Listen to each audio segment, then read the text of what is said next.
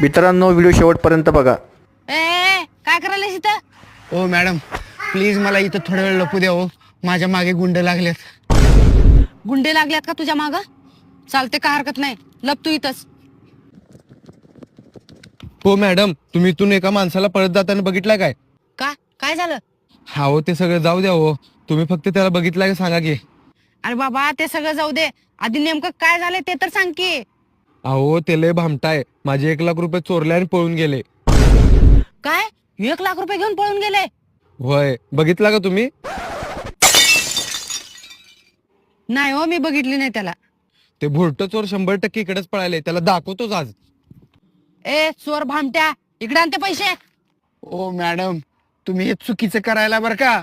ए भामट्या, हे घे 20,000 रुपये आणि चल निघितून.